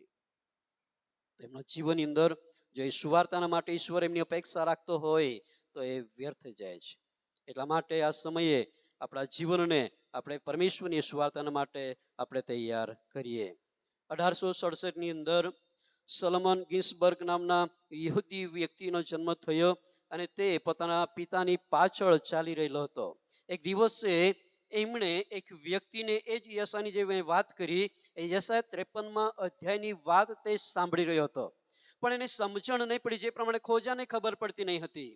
અને એ સોલોમન ગિન્સબર્ગ નામના વ્યક્તિ કે જેણે સાંભળ્યું પોતાના પિતાની પાસે ગયો અને એમણે કીધું કે આ યશાયાના 53માં અધ્યાયની અંદર જે વાતો સાંભળવામાં આવે છે એ શું કહેવામાં આવે છે. જો કે ફિલિપે ખોજાને એનો જવાબ આપ્યો, પણ એમના પિતા જે છે એ પિતાને મને નહીં ખબર, પણ ત્યાં એવું કહેવામાં આવે છે કે 2 થાપડ એમને મારી કે તું મને કેમ પ્રશ્ન કરે છે. અને એ સમયની અંદર એમને જવાબ નહીં મળ્યો. પણ જ્યારે તે પુખ્ત થયો, મોટો થયો અને ત્યાર પછી એ જ વચન એક સંગતની અંદર જઈને તેણે સાંભળી, ત્યારે એમણે ખબર પડી કે ખરેખર એ વચનનો જવાબ તો મને આજે મળ્યો છે. એ સમયની અંદર એ વચનો પ્રમાણે કહેવામાં આવેલું કે જે વ્યક્તિ પોતાના માતા પિતા, પોતાના દીકરા દીકરીઓ, પોતાના સગા સંબંધી, પોતાની સંપત્તિને પણ ત્યાગ કરતો નથી તે મારો યોગ્ય થઈ શકતો નથી. જ્યારે એણે એ વચન સાંભળ્યું ત્યારે એમને અહેસાસ થયો કે પરમેશ્વર મને એમની સેવા માટે ઉપયોગ કરવા માંગે છે. એમણે બધું જ ત્યજી દીધું, એ સેવા માટે સમર્પણ થઈ ગયા. આપણે કદાચ આપણે પરિવારને ત્યજી શકતા નથી, આપણી સંપત્તિને આપણે છોડી શકતા નથી, આપણા માતા પિતા ભાઈ બહેનોને આપણે છોડી શકતા નથી, પણ આજના વચન પ્રમાણે આપણા જીવનનો આપણે ઉપયોગ કરી શકીએ છીએ. આંખો બંધ કરીએ, પ્રાર્થનામાં જઈએ. દરેક વ્યક્તિ આંખોને બંધ કરીએ, પ્રાર્થના કરીએ. દરેક વ્યક્તિ ઈશ્વરને આપણે વિનંતી કરીએ કે આપણા જીવનો પ્રભુ તેમની સેવાના માટે ઉપયોગ કરે. સ્વર્ગીય પિતા, અમે તમારો આભાર માનીએ છીએ પ્રભુ, અમે તમારી સ્તુતિ કરીએ છીએ, તમારા નામને ઊંચું ઉઠાવીએ છીએ. આજના આ દિવસે પિતા પરમેશ્વર, અમે અમારા જીવનને કેવી રીતે સુવાર્તાના માટે આ પિતા પરમેશ્વર અમે પોતાના જીવનનો ઉપયોગ કરીએ. અમે વચનો જોયા જ, ફિલિપના જીવનની અંદર અમે જોયું એ પ્રભુ તમે તમારા દૂતોના મારફતે તેમને ધરવણી આપી, પવિત્ર આત્માના મારફતે તમે તેમને અગવાઈ આપી અને એમણે તેણે પ્રાપ્ત કરી. એ પવિત્ર આત્માની અગવાઈને તેમણે પ્રાપ્ત કરી. મારી પ્રાર્થના છે આજે અમે વચનો જોયા જ પિતા પરમેશ્વર, તમારા સેવાના માટે અમે એ પવિત્ર આત્માની અગવાઈને આજે પ્રાપ્ત કરીએ. એ પવિત્ર આત્માને જીવનની અંદર અમે વેલકમ કરીએ. એ પવિત્ર આત્માને અમારા જીવનમાં વાસો કરાવીએ. એ પવિત્ર આત્મા કે જે અમારા હૃદયની અંદર આવવાના માટે અપેક્ષા રાખે છે પિતા પરમેશ્વર, મારી પ્રાર્થના છે એક એક વ્યક્તિના જીવનની અંદર પિતા પરમેશ્વર પવિત્ર આત્માને તમે તમારા સામર્થ્યને તમે રેડી દો અને પવિત્ર દેવ હરેક પ્રકારની ભૂંડાઈને, હરેક પ્રકારના અવરોધોને દૂર કરતા એ પવિત્ર આત્મા એમના જીવનને ચલાવનાર બની જાય, એમના જીવનને દોરનાર બની જાય, એમના જીવનને સેવાઓ કરાવનાર બને. પિતા પરમેશ્વર, મારી પ્રાર્થના છે એક ઉત્તમ નમૂનો આપનાર તે બની શકે. આ પિતા પરમેશ્વર, મારી પ્રાર્થના છે અમારા જીવનો બેઠેલા એક વ્યક્તિના જીવનના માટે મારી પ્રાર્થના છે પ્રભુ, તમે તેમને એવો પ્રેમ તમે આપો, એવી ધરવણી આપો કે તેઓ આ પિતા પોતાના જીવનમાં કહ્યા વગર પણ પોતાના જીવન દ્વારા એ 5મી સુવાર્તા તરીકે લોકોની આગળ તે પ્રગટ થઈ શકે. એટલું જ નહીં પણ પિતા પરમેશ્વર, તેમની પ્રાર્થનાઓ દ્વારા એવા સેવકોને માટે, એવી સુવાર્તા પ્રચાર કરતી ટીમોને માટે, એવી સંસ્થાઓને માટે, તેમની સતાવણીના સમયને માટે, તેમની વ્યવસ્થાઓને માટે, તેમની જરૂરિયાતોને માટે તેમની પ્રાર્થના દ્વારા તેઓ પોતાના જીવન ઉપયોગ કરી શકે. પ્રભુ, તમે જે આશીર્વાદો તેઓને આપ્યા છે એ આશીર્વાદોના માધ્યમ દ્વારા પ્રભુ સેવાઓને માટે પોતાના જીવનનો તેઓ ઉપયોગ કરી શકે. પોતાના જીવનની અંદર એલી આ પિતા કરણીઓ દ્વારા તેઓ તમારી સેવાના માટે ઉપયોગ થઈ શકે. માટે મારી પ્રાર્થના છે આજે એક એકના જીવનને પ્રભુ તમે તૈયાર કરશો. આ પિતા પરમેશ્વર, મુજબળ પાત્રને તમે ઉપયોગ કરી માટે આભાર માનીએ છીએ. બાકીના સમયમાં તમે દોરો તથા ચલાવો. પ્રાર્થના સાંભળીને માટે આભાર માનતા ઉદ્ધાર કરતા પ્રભુ ઈસુના નામમાં માંગીએ છીએ. આમેન.